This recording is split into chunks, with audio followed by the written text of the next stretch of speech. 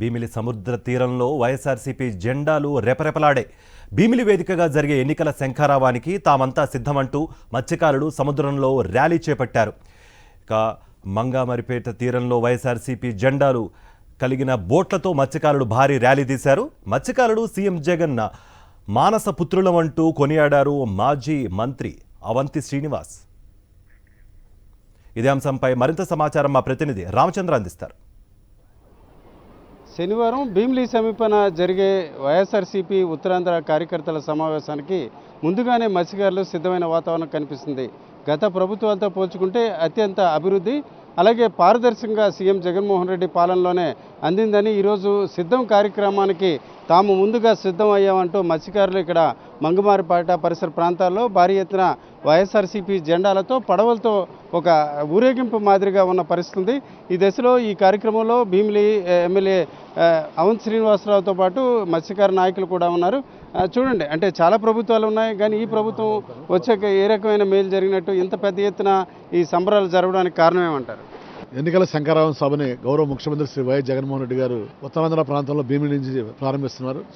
ఈ ప్రాంతంలో తీర ప్రాంతం చాలా పెద్ద ఎక్కువ.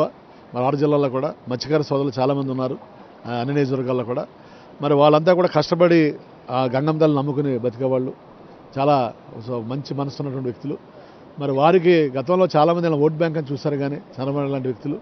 కానీ వీళ్ళకి సంక్షేమం గురించి పట్టించుకున్న వ్యక్తి జగన్మోహన్ రెడ్డి గారు. వీళ్ళకి రాజకీయంగా కానీ ఆర్థికంగా కానీ సామాజికంగా కానీ వీళ్ళ గౌరవాన్ని కల్పించిన వ్యక్తి వైఎస్ జగన్మోహన్ రెడ్డి గారు. కాబట్టి ఇవాళ మత్స్యకారులందరూ కూడా ఏకపక్షం ఉన్నారు. వీటిల్లో ముఖ్యంగా మనకు 5 సార్లు మత్స్యకార భరోసా ఇచ్చారు వ్యాటినేషన్ సమయంలో. అలాగే డీజిల్ సబ్సిడీ పెంచడం కానీ, దానితో పాటు బోటు యాక్సిడెంట్ అయ్యి చనిపోయిన 10 లక్షల రూపాయలు ఎక్స్రేస్ ఇవ్వడం కానీ, ఎమ్మెల్యేలు కానీ ఎమ్మెల్సీలు కానీ, మరి మత్స్యకార కార్పొరేషన్ చైర్మన్ కానీ, దీంతోపాటు హైయెస్ట్ పొజిషన్ రాజ్యసభ మరి ఇవ్వటం కానీ, ఇలా అన్ని రకాలకు కూడా వీరిని ప్రోత్సహించిన వ్యక్తి వైఎస్ జగన్మోహన్ రెడ్డి గారు. కాబట్టి వారి గుండెల్లో ఆయన చాలా పదిలంగా ఉన్నాడు. అన్నిటికంటే ఇంపార్టెంట్గా మనం చూసాం, ఫిషింగ్ హార్బర్లో యాక్సిడెంట్ అయింది విశాఖపట్నంలో. 48 అవర్స్లో ఆయన స్పందించి వెంటనే 80% మరి అమౌంట్ని కాంపన్సేషన్ కింద వాళ్ళు చెల్లించే ఊహించలేదు వాళ్ళు. ఏ జనసేన వాళ్ళు టీడీపీలో ధర్నా చేయబారు, ఏది చేయబారు, వాళ్ళు కూడా శభాష్ అనే విధంగా. అంటే ఎవరికి రాజకీయ ప్రత్యర్థులకు కూడా అవకాశం ఇవ్వకుండా, ఎవరికి కూడా అవకాశం ఇవ్వకుండా మత్స్యకారులు మానస పుత్రుడు ఇవాళ వైఎస్ జగన్మోహన్ రెడ్డి గారు. కాబట్టి రేపు పొద్దున జరిగే మీటింగ్కి అన్ని నియోజకవర్గాల నుంచి కూడా పెద్ద ఎత్తున వీళ్ళు తరలి రాబోతున్నారు. దాని నిదర్శనంగా ఇవాళ 200 బోట్లతోటి ఒక ర్యాలీగా తీశారు సముద్రంలో. అలాగే వీళ్ళందరూ కూడా స్వచ్ఛందంగా ఈ కార్యక్రమం ఏర్పాటు చేసి నన్ను పిలిచేందుకు ధన్యవాదాలు తెలియజేసుకుంటూ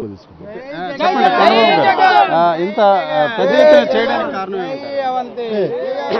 సార్, గత ప్రభుత్వాలకి ఇప్పుడు ప్రభుత్వాలు పరిగణలోకి తీసుకుంటే, గతంలో అయితే గత ప్రభుత్వాలు మత్స్యకారుల కోసం పట్టించుకునేవారు కాదు.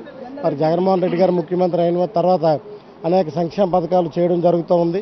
మరి మొన్ననే మీకు తెలుసు, ఫిషింగ్ హార్బర్లో 29 బోట్లు కాలిపోతే తక్షణం 24 గంటల్లో 7,11 లక్షల రూపాయలు మత్స్యకారులకు ఇవ్వడం జరిగింది. గత ప్రభుత్వాలు పట్టించుకుని పాపాన అయితే పోలేదు.